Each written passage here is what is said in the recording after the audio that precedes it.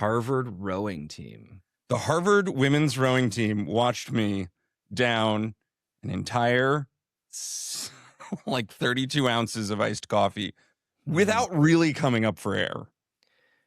And if you think about it, you are a bit of a Regatta de Blanc.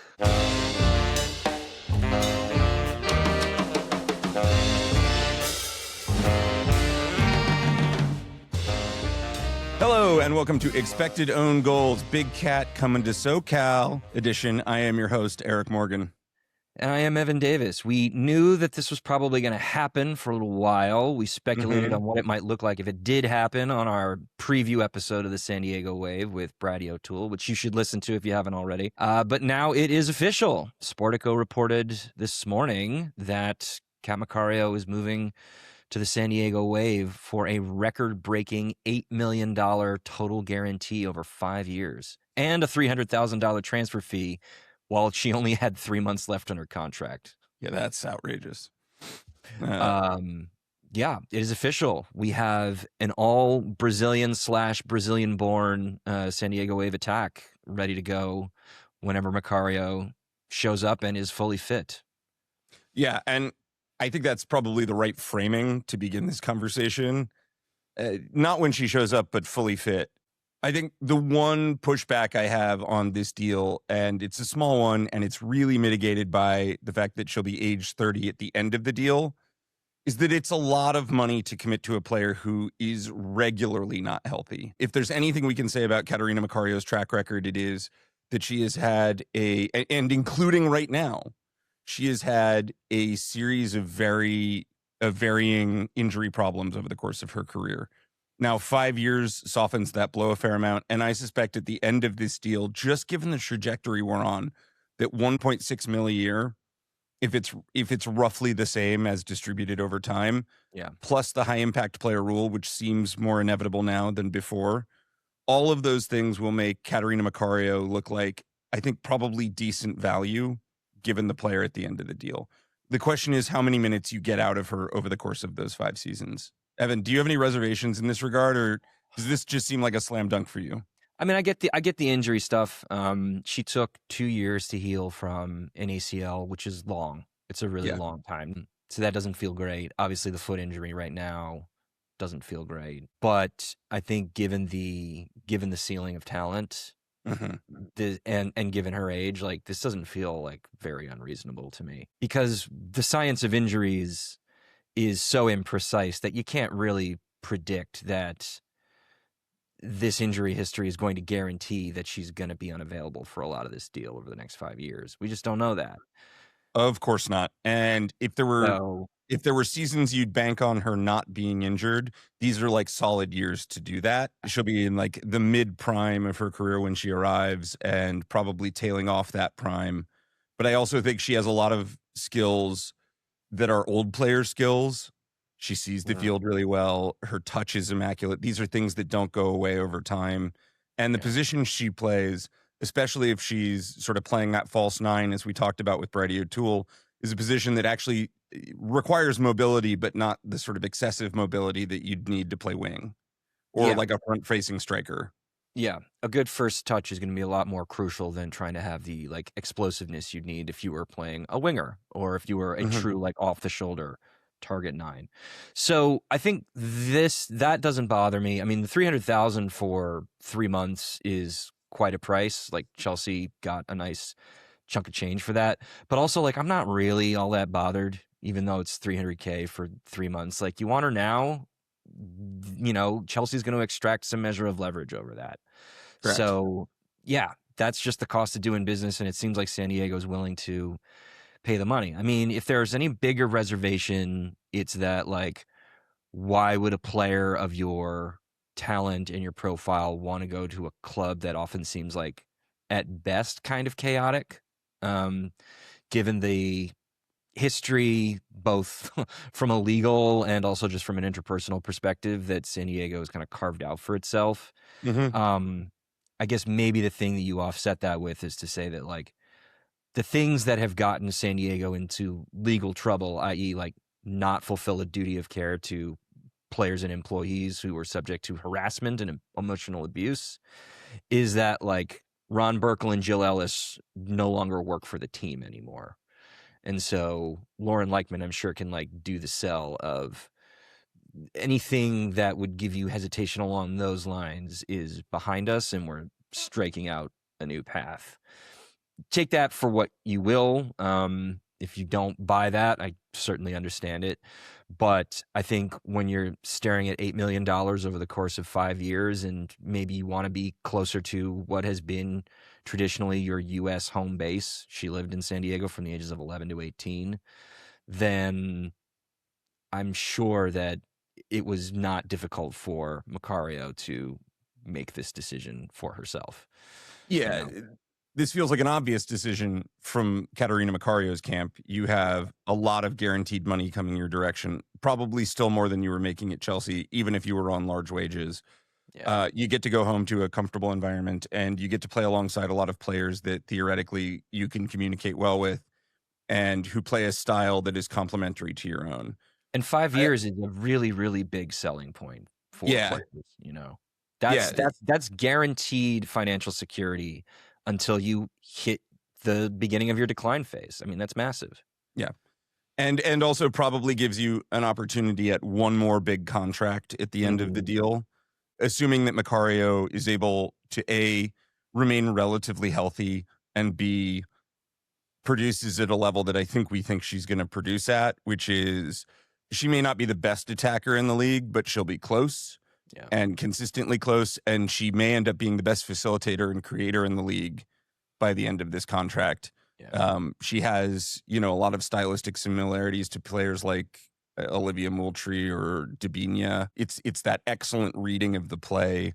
It's the ability to sort of attack an opponent in a bunch of different ways, and a sort of both the selfishness to be a great scorer and the unselfishness to know when to distribute as opposed to take the chance on your own. I think that's always been sort of the Katarina Macario staple of her play, is sort of this elite decision making. And I think this is perfect for San Diego. They have been looking for sort of an heir apparent banner player to replace Alex Morgan. Yeah. And you can't do a lot better than like your homegrown world-class talent who wants to be there. So Macario, I mean, we used her in the thumbnail of our preview for a reason. Macario will be the face of this franchise, regardless of sort of who else is brought in. Yeah. And from a business POV, San Diego's really, really struggled with attendance in the post-Alex Morgan era, or rather, their attendance is fine by league standards, but nowhere near the standard they set with Alex Morgan. And so in the way that, like, I don't love Lindsey Horan to Denver because of the age, I do like Katarina Macario to San Diego because of the age. They serve similar purposes as from a marketing POV. And yet you might get peak seasons out of Katarina Macario. So what do you sort of see as the upside of her potential? Like, she's going to come into this team. Let's assume she's ready to go by, I don't know, week 8, something like that. It gives her a fair amount of runway to get better. Sort of what do you expect from her on a production standpoint? What does that production look like for the rest of the season? Well, you brought it up. I mean, this has every possibility of looking like Dabinia with North Carolina in 2018. Mm-hmm. Like, that's the ceiling here. Like, you are the best and probably one of the 3 or 4 best attacking midfielders in the entire world, and could potentially transform the face of your team's attack. Like, this is why you pay $8 million over 5 years and a $300,000 transfer fee to buy out 3 months of a contract. Like, that's just how good she is. And what is the thing that San Diego struggled with last year? It was have a lot of ball, but not actually create a lot of great chances because you don't know how to unlock space. And once your chaos agent got figured out, i.e. Gia Corley, defenses didn't really have to do much. Macario changes that calculus completely. And so when you have all of a sudden like 3 really elite attackers playing in front of her, which is also something that San Diego didn't have last year, 3 elite forwards, they only had 1. Like, this could gel really, really nicely with the way that Jonas Adeva like wants to play in attack. Yeah. So I think that's incredibly exciting. Questions I still have. We talked about it last week on the emergency pod. Like, it still doesn't solve your defensive question marks. But then again, when you played against Houston over the weekend, You didn't actually play that badly defensively. It's just Yep. one chance happened to get scored. And then the question is like, who gets benched? You know, like in the clip we sent around social media from our preview, we recorded that before the Gabby Portillo news had come in. And so our speculation was that you would move Ludmila out wide and you'd put Macario up front playing a false nine, someone who could come deep and also charge forward. But now with Gabi there, somebody's got to get benched, and it's going to be Corley, Gabi, or Didinha in order to make room for Macario. So either it's Macario as a 10 and you put Corley on the bench, or it's Macario as a false nine and you move Ludmila wide and you bench one of the wingers. So in your mind, what do you think is the smartest way to go? I chatted a little bit off air with Bridie about this, and she felt like Corley was the right call to move to the bench and stick Macario in at the 10. But what do you think? I think that this gives you, not that Eidevall will necessarily demonstrate a lot of tactical flexibility, but what I like is that it gives you a lot of tactical flexibility. And frankly, in a 30-game season, I don't think anybody's going to be starved for minutes here. Sure. For I sure. think it'll especially with the injury recovery that Macario is dealing with. Yeah. Exactly. So I feel like in that sense, this is, if you think about it, as we move to sort of a more normalized, it kind of looks like a men's side schedule on the European side. You know, as you start moving to like a full 30-something game schedule, and it's going to be 32 soon enough with the addition of Atlanta, and it will probably continue on. We're not actually going to see teams that are starved for minutes. We're going to see teams that need to field like 5 starter level attackers that they can interplay, or even 6. And so I don't see that like long-term as a problem. I think probably right now, if I'm maximizing the talent I can put on the field, I'm playing Kat at the 10 and giving her 3 options to run off of. And then if I'm thinking about it against a side where I'm really wanting to counterattack more, I think you're moving her to the false 9. I think you're moving Ludmila to the bench to become like a really dangerous piece 60th minute on if you're chasing something. And you're letting Dudinha and Gabby Portillo sort of be your wide attackers. Not that Ludmila can't do that. She can definitely be in the mix there. But that's sort of how I would see it right now. I also think that you're not going to see Catarina Macario doing a lot of full 90s, just in general, but also for at least the first half of this year. For me, I think the ceiling might not be all the way to Dudinha at Dudinha peak right now, but it certainly could be in a year or two. I think right now the ceiling is 8-ish assists, 8-ish goals. So Dudinha in 2018 then? Yeah, so Dudinha in 2018. Yeah, fair enough. But over the course of a 30-game season, look, every single game that she plays, even 60 minutes, she improves your team's opportunities to score. And the way she plays is additive to the quality of everyone around her. I think that the biggest winner in this is Dudinha, who will suddenly like have someone to lay the ball off to confidently, and also have somebody who's playing passes that open her up for scoring. So you feel like Ludmila is the one to bench simply what? Because of the age and you don't trust her as much on the wing? Yeah, I think it's age. I think it's a little bit of that too. I just think that right now, I wonder how the two of them play together. It is not uncommon in a Brazilian setup to use a 9 and a 10 to play really close between the lines with each other. We're seeing a little bit of that with the way that you think about like Shaw and Lavelle. You want that tight interplay, even though that's not strictly a 9 and a 10. Yeah. You want that tight space, tight interplay. It's a very South American way of breaking down a defense. How much Eidevall adapts to that, not known for being the most tactically flexible human being. He doesn't have fungible tactics. I think this is, that said, a real gift for him and opens up a lot of things that can allow him to build defensive solidity because he has such plus attackers. Yeah. So short of her just not being healthy for the season, it's really hard to see this as not just a big win for the San Diego Wave. Yeah, he just needs verticality at some point, you know? Yeah, like, but it's whether you get it on the wings or not. And like we still have like Kimi Ascanio and Melanie Barcenas in the mix. So like there are other options to sort of spread your field as well. I wasn't worried about their level of athleticism. I actually think adding Macario makes you probably slightly less athletic in attack, which is a real compliment to the pieces that they currently have. So Macario, if she comes in and she's like 30 minutes, unlock a defense, which is, as we transition into our whip around, something that they could have used, say, at the weekend. Great. If you need somebody who is from the start sort of moving bidirectionally in attack and also with like great lateral vision, I think she's got a lot. I think there's a lot going on here. Yeah, I mean, she's not going to be used as a 30-minute sub for very long. No, you do not spend 1.6 million a year on a bench piece. No, that's a bad decision. That's bad use of money. But that said, yeah, I sort of, it's not that I don't care how she's deployed. It's that I think that there are lots of good options. Yeah, I don't disagree there.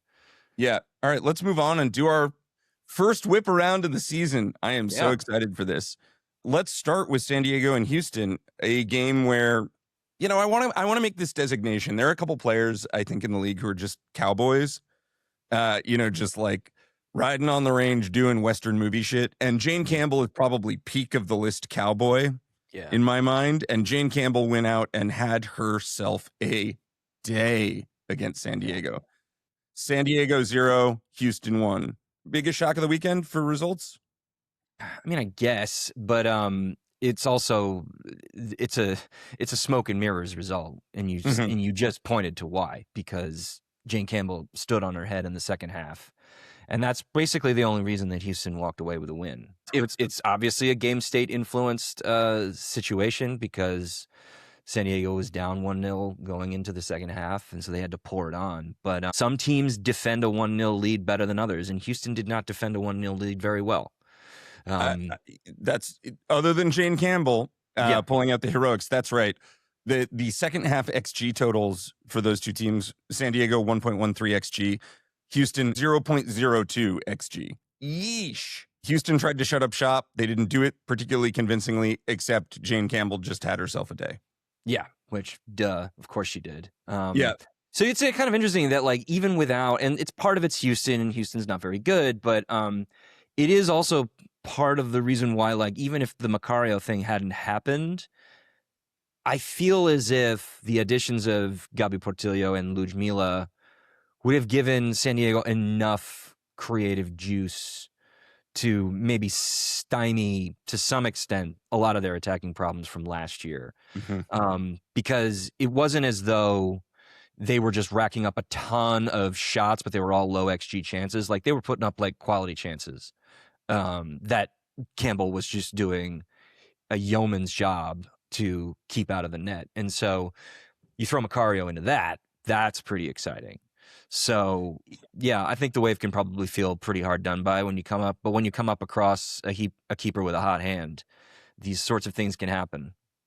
Yeah, I think in defense of Houston, if we want to make the argument that Houston played well, or at least played, or at least demonstrated a framework in which one could play well, in the first half, they did win the XG battle.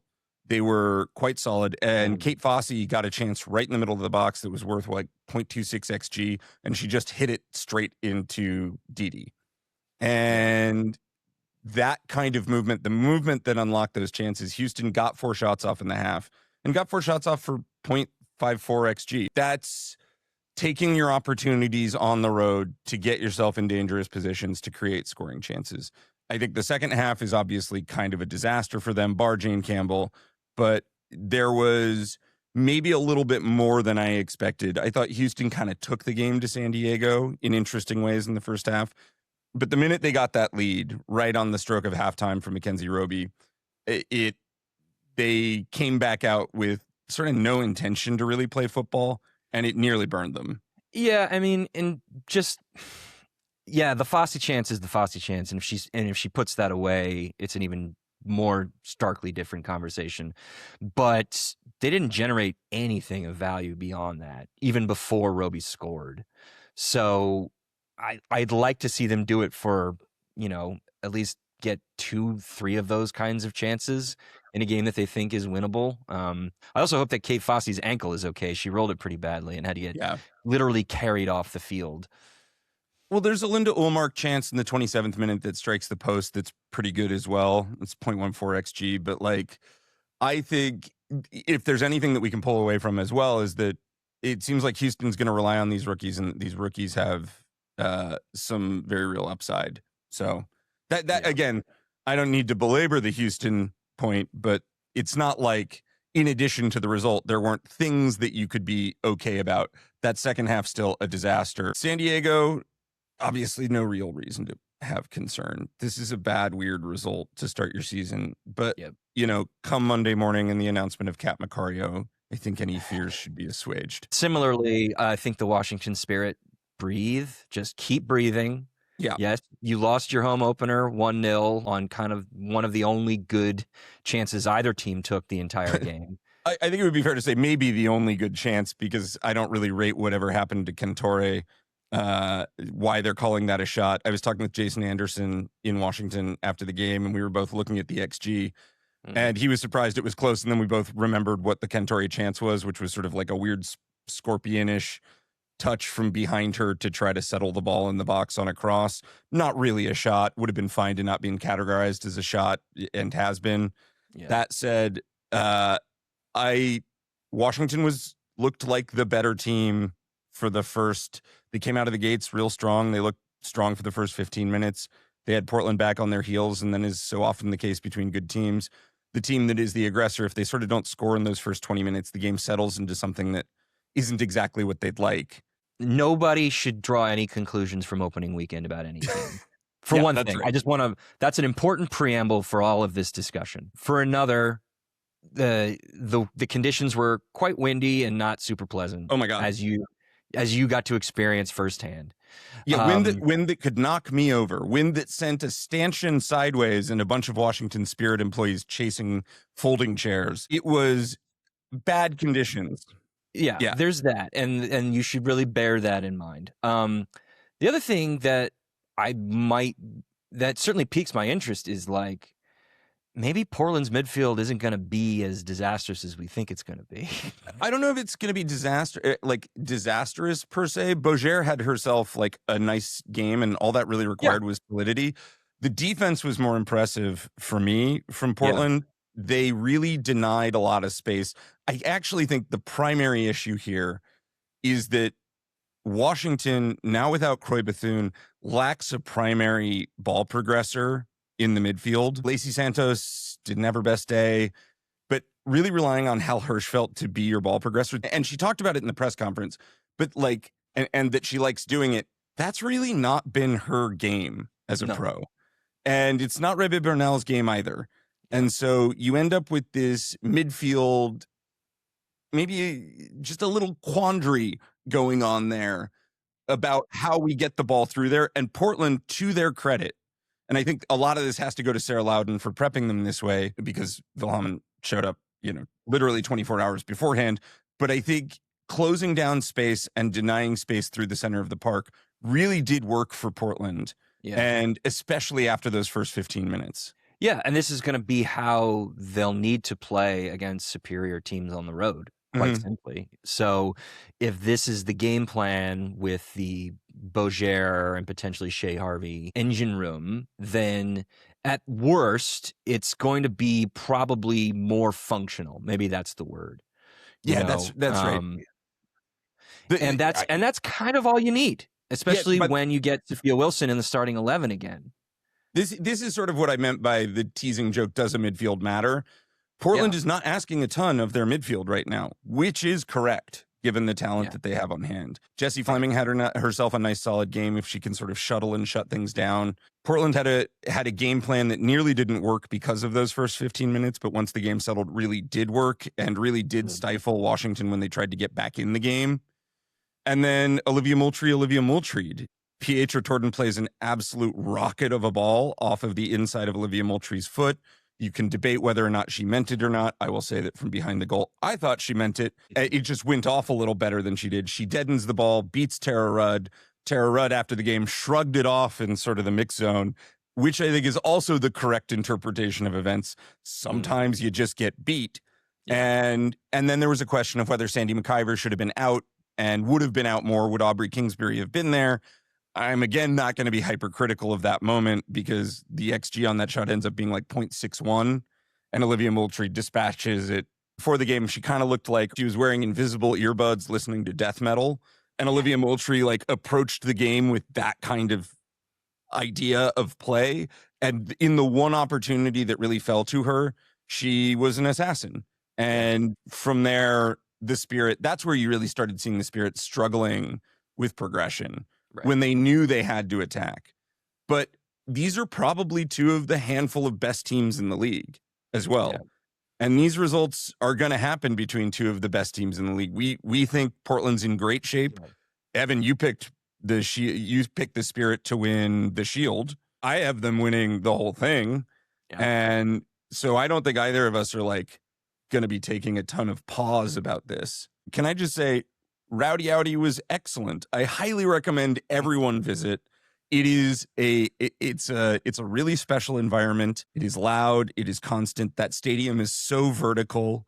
It feels very intense. It's a real treat. It's a real treat.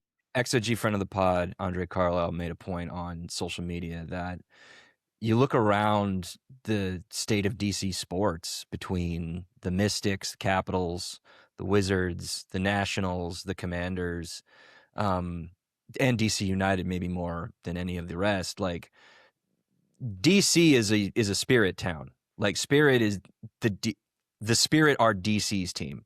Yeah, and you can really tell when you're inside that stadium. It seems. Yeah, I think if DC United wanted to make more money, they should open up their team store and allow the Spirit to also sell out of there. It feels like DC United Stadium. It definitely doesn't feel like DC United Stadium when the Spirit play. It feels like exclusively the Spirit's home ground. Take us on. Yes. Speaking of taking pause, like I hope that Racing Louisville fans don't give themselves pause for the 2-1 loss on the road to the North Carolina Courage, because you got beat for two reasons, neither of which are really in your control. One, like Jane Campbell, Caitlin Sheridan just had herself a day, especially in the second half. And the other is that Ashley Sanchez just ran into some really excellent finishing luck to bag her brace. But if you look on the 10 minutes on either side of halftime, Racing Louisville were running North Carolina into the ground, and they just didn't score any of their very, very strong chances. Yeah, I think Racing Louisville ended up with like 2.5 plus XG on the 90 minutes. 6 quality chances to North Carolina's 2. Yeah, and it was just a blitz. Again, it was the 10 minutes before halftime and the 10 minutes after the second half started where they were just absolutely blitzing North Carolina in their own house. Again, it's why we don't extrapolate too far out of week one, full stop. Yeah. I also don't think this is like the sky is falling for North Carolina. They're not going to see it that way, but also like the stat nerd shouldn't see it that way for them getting bullied by a very good Racing Louisville team. And another person I really don't want to extrapolate too much from this game either is new Courage head coach Mock Lind, who apparently told the broadcasters that he wants his team finishing like with a season total of like 60 to 65% possession for the entire year. And they had very excellent, like, over 60% possession numbers against Louisville. But guess what? Racing Louisville was visiting you. And if you know anything about them, there is a reason that you had such a high possession total. So don't expect that to be the norm going forward, Mock. Yeah, Louisville literally wants you to have the ball and make mistakes with it. Yeah. And that was a lot of the story of this game. I think that whether you want to call it finishing luck or not, Ashley Sanchez, certainly on the first goal, just bullied her defender, knocked her over in an attempt to get it, and received, and was very dangerous throughout. The Ashley Sanchez in a cage is not a thing that is currently happening. And I think letting Ashley Sanchez sort of be the focal point of this offense is a good thing in general. I think she's one of those rare attacking midfielders where you really can let her run the entire show. She benefits greatly from a massive deflection to get the game winner. But if this game had ended in a draw, you'd still say Louisville was unfortunate, but that there would be a lot to pull from North Carolina. Be committing to, or maybe not, but at least for this game, he pushed Sanchez out wide and had Shinomi playing underneath. Hannah Bedford, who also just dropped deep a ton to try and create triangles. But once again, it's the Ashley Sanchez as winger experiment, which can work. We've seen it work, and we've also really seen it not work. So it's something to keep your eye on. Yeah, that's right. Riley Jackson and Shinomi both had really nice games as well. Yeah. On the Louisville side, Emma Sears continues to be an absolute terror in this league.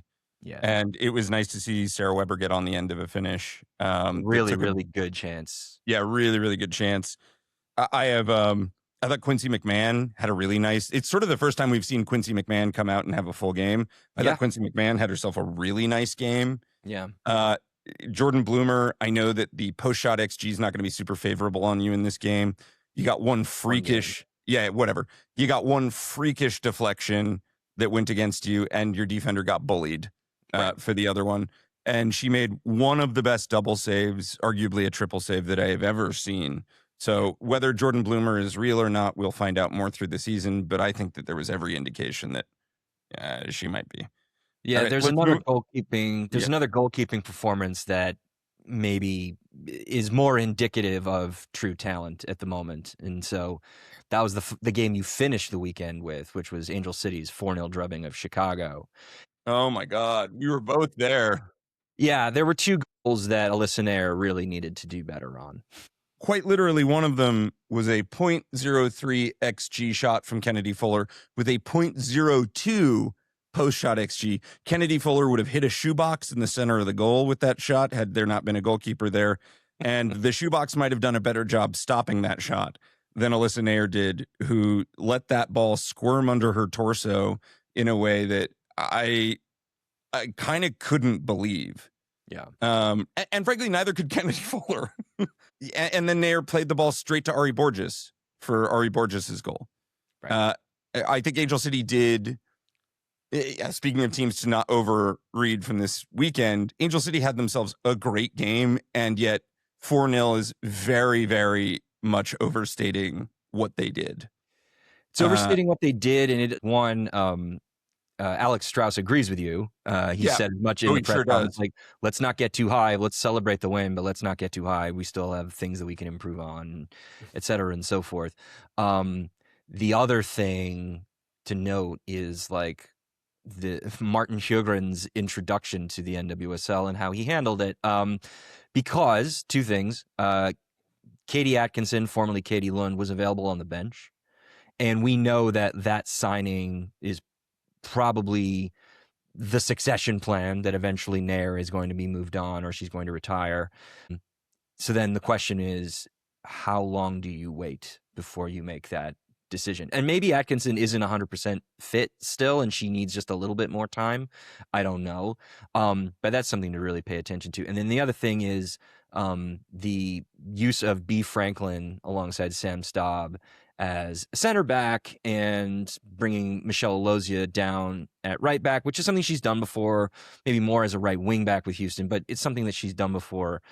And not even naming Elise Evans, their new college rookie, to the roster, and then him explaining when asked why was because, well, we just had to leave a couple of people at home because of roster limits, and we looked at our defense and we just felt like we had better options to take along with us. And that just is, what the fuck are you talking about? Yeah, not the first time Sam Staub, who herself looked very good on the day, not the first time Sam Staub has ever been forced to play in a center back pairing with a non-center back or a player being converted to center back. That said, when she did it with the Washington Spirit were a better team than the Chicago team. I think if I'm, it's so funny for the second half, this whole weekend, this whole extraordinarily chaotic travel weekend, I just went and sat with the season ticket holders I sit next to, Martine and Laura.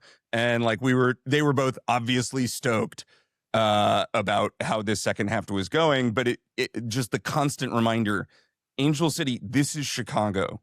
Yeah. This is a team that I picked to be worse than both expansion teams and dead last in the table. This is a team that Evan picked to be 15th. This is a team that, our friends at Galpal Sports, Leslie Ryder in particular, said the ceiling was 12th. This is a bad Chicago Stars team, and they played like a bad Chicago Stars team.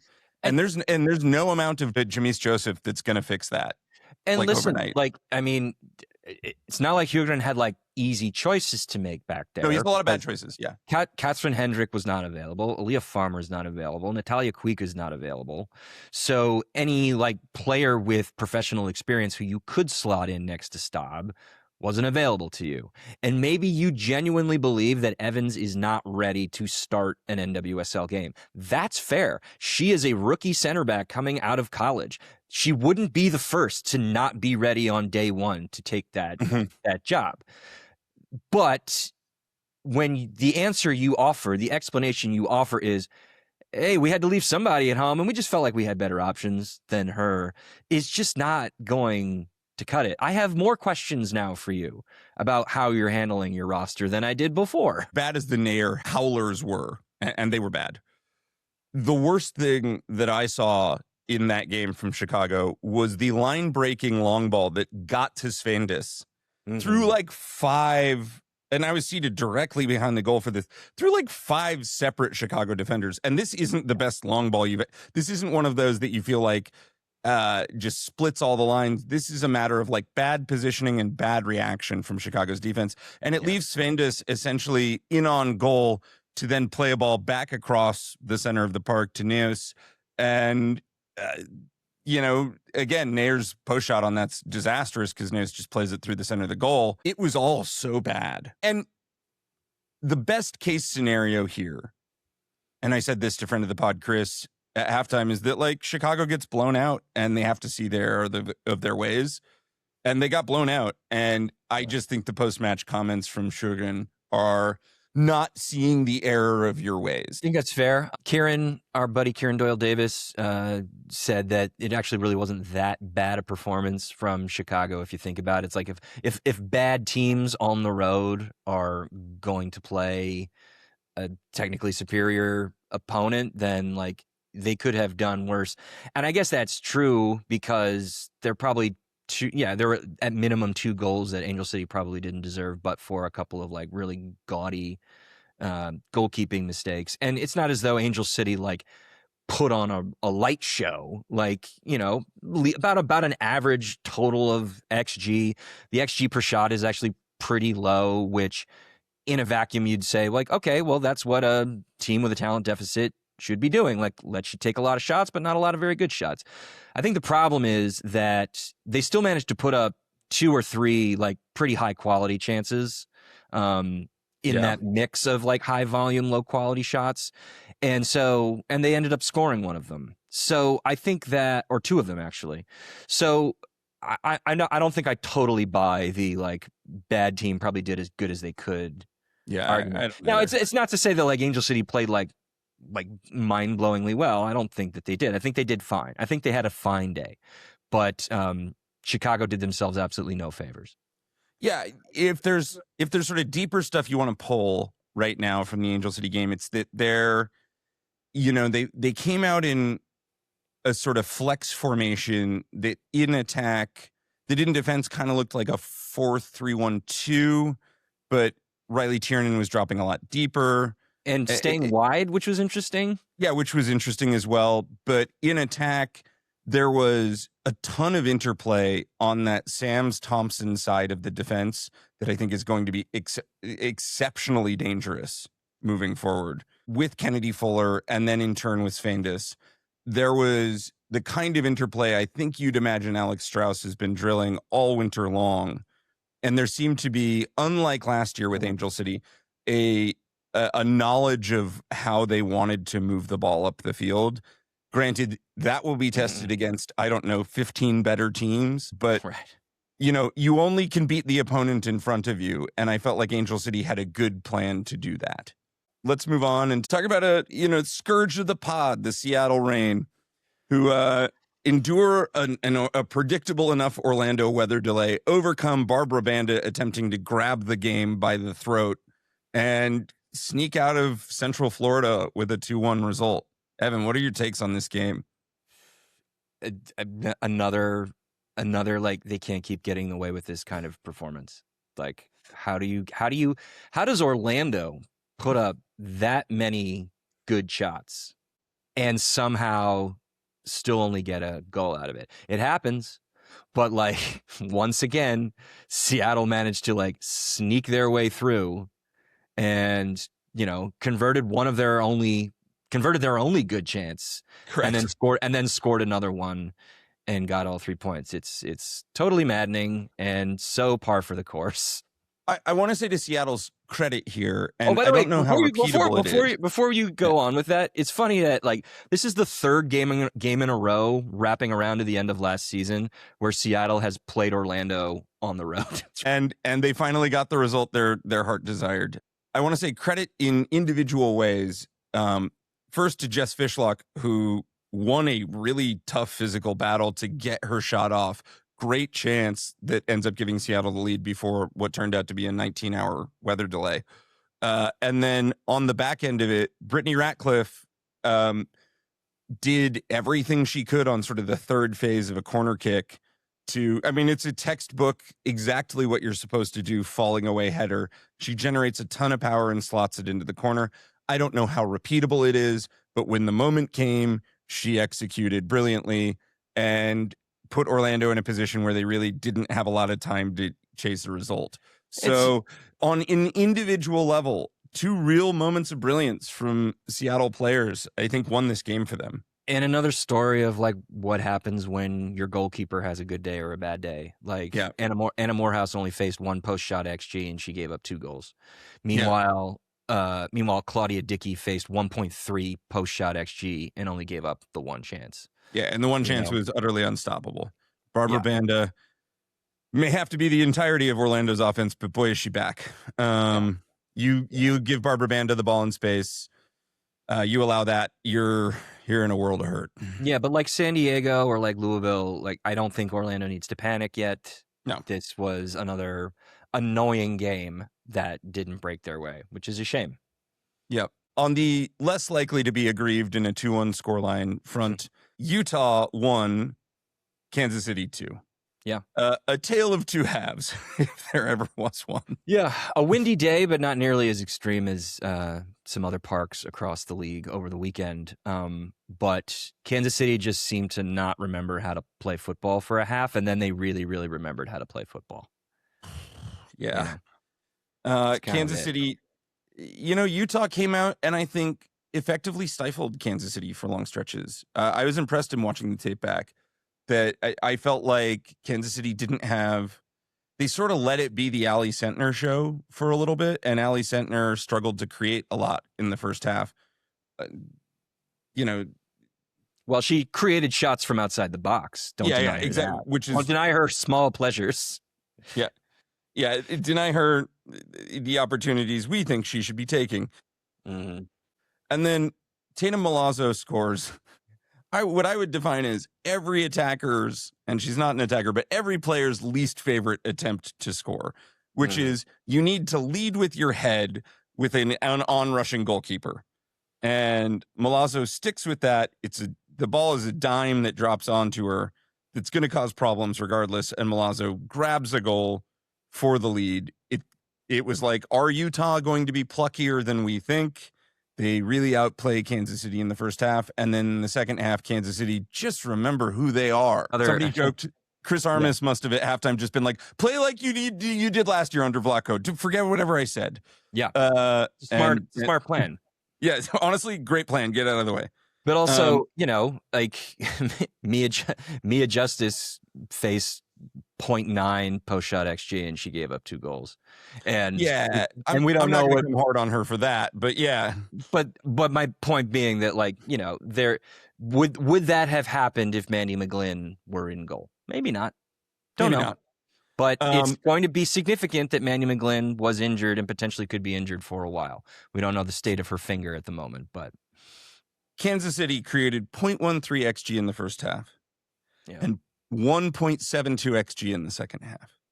Yeah. They made the correct adjustments. Both of their goals are probably things that they needed to happen to get the season off on the right foot. Birthday girl Croy Bethune gets one off a really brilliant little flick on from, I believe, Kayla Sharples. Lets the ball glance off of her onto her left foot and goes near side against Justice, who's running out. Not a lot of opportunity. It's sort of why you pay the money for Croy Bethune in a goal. It was like such a composed, brilliant finish. And then the second one, and you're going to laugh when I make this comparison, and maybe it was just that she was doing it against yellow kits and a red kit, but Ali Sentner's goal, which drove me fucking insane, was against like 5 yellow shirts and 1 red shirt darting across the box looking for a window. She reminded me of Mo Salah in this moment against Watford, who he has lit up many times, but in this particular instance, Ali Sentner, I was like, it was a classic no, yes goal, where she was looking for a seam, drifted out of a better shooting position to a worse shooting position, but also against the grain and against this sort of against the moment, read that justice had been screened by her own defense and played the ball back across her body and into the net, sort of falling away.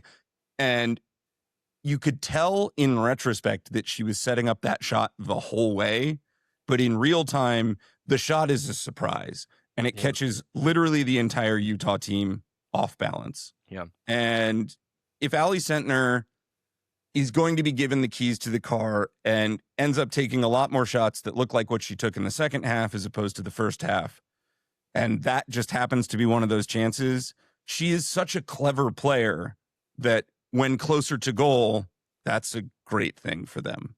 Yeah. And so, her getting off on the right foot, she didn't score in Kansas City last year. And I'm sure they're very happy that Michelle Cooper is healthy enough, who also had a very nice game, even though she wasn't always the focal point of the attack. Yeah, she had great 45 for when she was available. So, this feels like business as usual for Kansas City, which is great. Denver losing 2-1 to Bay in San Jose. I don't really have too much to say about the game because obviously the Janine Sonis red card just changes the whole calculus of everything. We got about 30 minutes. It was very back and forth. It ended up a 1-1 draw right before that red card. But after that, it was just a matter of time before Bay, just took control of everything. It was the only game of the weekend with anything resembling an early goal. And it was 2 teams that were not attempting to play tentatively, which is not how teams typically start the season. Yeah. Alex Pfeiffer, that's like clinical to get yourself in that kind of shooting position for the opener. Really dribbles herself into a great shooting area and is not closed down by a Denver defense that has, again, never played a professional game together. Janine Sonis, brilliant over the top ball and drops in a dime for Melissa Kussler to slot home and then has a moment of utter madness. It's a very clear red card that belongs as a red card. And Joelle Anderson finishes a ball that catches a wicked deflection. And then not much happens. Kundananji has a great chance in the second half. But yeah, I think Denver's going to be rough for stretches of this season. I think Bay is also going to be rough. And when these 2 teams that seem kind of a nice talent balance play, they can both look better than they actually are. I was not encouraged beyond Bay just getting a result at home that either of these teams are going to defy our expectations for them. Yeah. And speaking of sendings off, and speaking of weather conditions, and speaking of grubby opening weekend. And of expansion teams. Yeah. And grubby opening weekend performances, finish with Boston Legacy dropping their inaugural game 1-0 to Gotham at a very blustery, very cold, but very packed with 30,000 fans, Gillette Stadium. And you were there. Mm-hmm. If the Legacy can continue to draw 30K, that environment's going to be really good. I suspect that's going to be really hard for them to do. That stadium, even with 30K in it, feels cavernous. Yeah. I know from the field level it's loud, and a lot of the players commented on that after the game. And so it will be essential for them to draw well because it's just so hard in an NFL stadium to sort of feel like you have this massive crowd when the stadium is so much larger around you. Yeah, it's very much, Gillette is one of those stadiums that is sort of the exact opposite of Lumen Field, which is very deliberately designed to be closed and vertical, even though it's got 65,000 capacity or more than that. Whereas Gillette is very it's flatter, it's wider, it's more open. The sound can't get trapped. I think really only at field level did it feel loud. Right. At other parts, And that's not a knock on the Legacy fans. It's a knock on acoustics. Yeah. Legacy fans seemed like they showed up and they showed out. Yeah. We had our little XOG tailgate in the parking lot, and the crew next to us brought the Boston Legacy first game ever crew brought a Boston Legacy custom pop-up tent and then built a hibachi grill in the parking lot. Yeah. These people are ready to go. And the vibes inside the stadium, I think, among fans were, again, excellent. And on the field, excellent. And honestly, I thought, and we're getting to the game part of it, Felipe Pitao had a great approach to attack Gotham. Boston did not sit back. They came out and pressed. And out of possession, looked excellent, looked brilliantly drilled. And Gotham really didn't have a game plan for that. Yeah, it was a very particular kind of pressing structure where, like, Pitao used Isaac Traore and Ellis Stevens and extra, like, wing support to really punch Gotham back out wide, which is where they probably wanted to do a lot of buildup, particularly with Lily Real.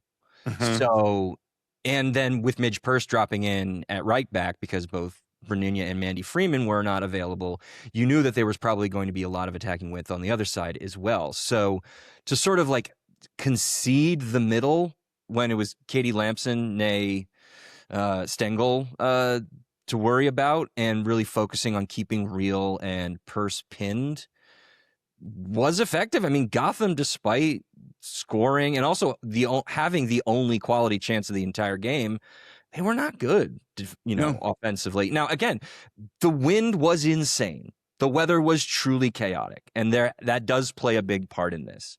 Yeah, but it was slightly snowing before the game. Right. It was bad.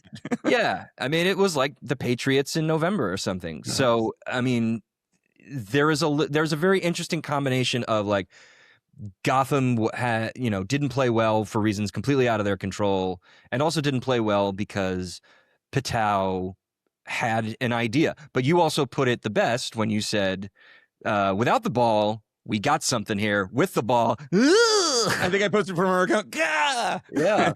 And because if Gotham were bad offensively, Boston was much worse. Yeah. Again, I'm going to go. Amanda Gutierrez did not get the start. There are probably a multitude of factors involved in that occurring. Pitao said there was maybe some fitness stuff, right? Yeah, possibly. I don't know, or a preference. I'm not like, it's like, put a pin in it. Let's watch the Gutierrez situation and see how it goes. Yeah. That said, for a team of players, a lot of whom have limited to no NWSL minutes, they certainly played like a credible NWSL side against defending champions. And bar an individual error from Bianca St. George, and then compounding it with a moment of madness from Bianca St. George, this could have ended in a 0-0 and been fine. Yeah. And like been a good result for Boston. St. George plays a horrific ball straight to Esther's path, and Esther accepts the gift kindly and returns it to net. Yeah. It was just one of those mistakes that, we were talking about it, compare it a lot to sort of the Washington game, which is like Tara Rudd had a howler by not touching the ball. Bianca St. George had a howler by touching the ball. And that was it. They made one critical error. And in this league, against a team like a Portland or a Gotham, if you make that one critical error, particularly in the wrong part of the pitch, you're going to concede a goal, and you might not have the time or talent to get it back. And that very much is what happened. But it's not like Boston didn't attempt to get it back. They just sort of couldn't put together the appropriate string of attacks, and particularly down a player. Yeah, and they only ended up with one shot in the box the entire game. And it wasn't a good quality shot either. Yeah, it was tough. Another notable thing, pregame, they are drilling full-sided corners and free kicks. This is the correct approach for an expansion team. Yeah. This is a team that will need to be very good at defending these things and very good at executing these things to get results. The one thing that's going to have to be worked on is, at least on the offensive side of things, like, you do need to get yourself into positions where you can draw corner kicks to your side. And they didn't really do much of that. No, if you ask me, like, which of the two things to be better at day one, the thing to be better at is your defensive shape and your ability to trouble the opponent without the ball. It affords you the opportunity to win the ball high up the pitch and not require a lot of touches to get shots off. This is correct. I think Pitao, I was very impressed with her in the press conference. I think this is a coach with a lot of ideas and who will be hopefully given the time to implement those ideas. And it's so interesting how clearly you can read those ideas just even on paper. Like when you look at the passing network, like Annie Carrick, Alba Canio, your two central midfielders, along with Jorlin Karabali, they are forming very tight triangles with your fullbacks and your extra forward to try and create wide overloads that Traore and Stevens then be on the receiving ends of. That is a very, very clear pattern. Now, this was probably the right game plan, even if you maybe don't have the talent or you didn't have the ability to break down a much superior team. But against a vastly superior team, even at home and with the adverse weather conditions, this is probably how you want to look. Now, going forward, when you're playing, say, like Utah or Houston or Chicago or Denver or maybe Bay, perhaps, I would like to see a little bit more oomph through the central channel. And this is where getting Gutierrez on the field from minute one is probably going to be a good thing. So hopefully if it's just a fitness thing and she's just not ready to do that yet, hopefully that changes quickly. But anyway. Yeah, in the grand scheme of things, look, you took the defending champions and you made it, bar one mistake, an incredibly uncomfortable game to play. Right. This is a success. How you beat up on teams that are a lot closer to your level, that bottom half of the table, how you take the game to opposition, it's an incomplete as far as I'm concerned with Boston, but how you make it a giant pain in the ass to go to Boston and get a result, they've figured that part of it out. I want to say one more thing about this match. Jordan Dudley looks like the real deal. Hi Gertie. Jordan Dudley looks like the finished or like approaching the finished article already. She makes one decision on a 2-on-1 that is a striker's decision, see goal, hit goal, that probably wasn't the right moment or wasn't the right play. She'll, of course, be told that in tape, but her instincts, her movement, the spaces she was getting into and occupying, I'll say I feel very good about picking her for Rookie of the Year. I think she's going to score a lot of goals or be a part of a lot of goals this year. Yeah, she's the one who generated the one quality chance for either team in the whole game. There was another moment where she probably should have gotten her foot on a cutback near the top of the 6-yard box, and she just whiffed. But whatever, again, bad weather. It's your first game as a rookie. The fact that you're in that position to start with to receive that pass is a very promising sign. You do not need to worry about Katie Lamson taking huge minutes, Gotham supporters. They, with Esther and Dudley, have excellent attacking options that will be available to them throughout this season.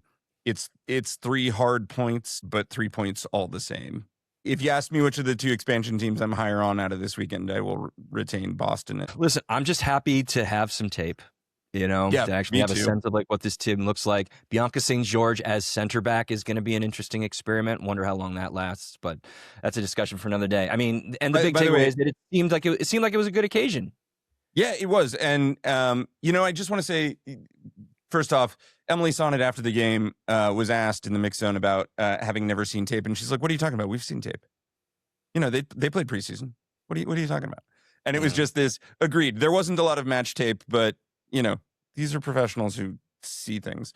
Second, that was a potentially horrific journey I just went on, really taxing and tiring, and instead was really filled the soul. I'm so grateful to everybody who came out in DC. It was so lovely meeting all of you. I wish we could have hung out more and chatted more. For those who came to the tailgate in Foxborough, let's not call it Boston, let's call it Foxborough because they are different places. It was so lovely to meet you all. Yeah, it was a weekend, and by the time we got back to Angel City, I was just sort of like reminded this could have felt exhausting, and it did. But also 3 matches, 3 days, 2 coasts. like 48 hours. It's incredible. It's incredible, and this league's in an incredible place. Those were 3 excellent environments to watch games in, even if Angel City drew its all-time low opening day. I mean, you schedule against the Oscars in Los Angeles, what do you expect? Yeah. But yeah, I think between all of those crowds, that was like, what, 30K, 19K, 16K, or 17K because it was close. Yeah, it's about 66, 67,000. Yeah, 66, 67,000. Yeah, for all the Berman growth talk, this just feels like you've got really healthy fan bases and some pretty great teams. And we're not done yet. I will be at Sports Illustrated Stadium on Sunday, March 29th for Gotham Orlando. So I can't wait to meet all the Gotham fans that I haven't met yet and maybe weren't able to come to the Boston game over the weekend. That's going to be very cool. And we might have another date coming up pretty soon that we can't announce yet, but we're trying to figure that out. Yeah, I'll say the one that I feel more confident in being able to announce is that I'm going to be in Portland in May for some games. Yes. There's one that's closer on the calendar that let's not announce just yet, but another city, possibly with a record crowd, will have an XOG attendee. Yeah. So watch this space for when we are able to announce that. And thank you so much for listening. Welcome back to season 3. This is the 3rd full NWSL regular season that XOG is covering. We're bigger and we're better than ever. And we're very, very excited for it. So also, we have merch. I was about to say, I mean, you see Eric wearing the XOG beanie. That is just one of many items that you can buy at our merch store. You can click the link in the show notes to check out all of that cool stuff, including very stadium practical items like, clear stadium bags that are compliant with all 16 markets. So click the link in the show notes for all of that. Also click a link. By the way, very impractical items like that bomber jacket. Yes. If you are so inclined. I also want to say high quality hoodie. I'm not wearing it because I sweat through it yesterday, but it's an excellent garment. There's a lot there if you so want to. And if you're afraid of it being only a white beanie, you can get it in other colors. Yeah, you can check out all the size and the color options and the style options at store.xowngoals.com, which is linked in the show notes. And also, if you are not yet a Patreon member, or if you are a Patreon member, you get 20% off all merch with a special discount code that you get upon joining. And we've also extended our membership discount. If you are thinking about signing up, a year's membership at all tiers is 50% off. So use the code XOGNEW1, which is also in the show notes. Click on that and get a nice discount for a year of exclusive bonus content and discounted merch from us. Follow us on all social media platforms at XOwnGoals. That's the letter XOwnGoals. We're doing a lot of exclusive video content on YouTube, Instagram, and TikTok. So it is absolutely worth a follow and a like and a subscription on all of those platforms. Follow us on Blue Sky as well to hear our in-game thoughts and our reaction to the news cycle. And if you think we've made an own goal, please email us at xog@xowngoals.com. That's the letter XOG at the letter xowngoals.com. We'll be back with you on Patreon at the end of the week and back with you on main feed to recap weekend number 2 of NWSL action next week. By the way, have you seen the discourse so far on your pronunciation of Lucia from Italian?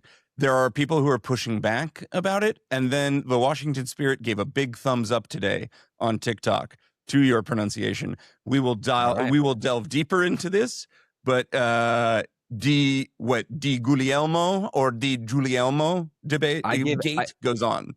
Yes, yeah. I gave it a soft G, which apparently the Spirit are saying yes, and a lot of other Italians are saying no. So let's get some word from Lucia to settle this matter. That's right. Anyway, talk to you guys soon.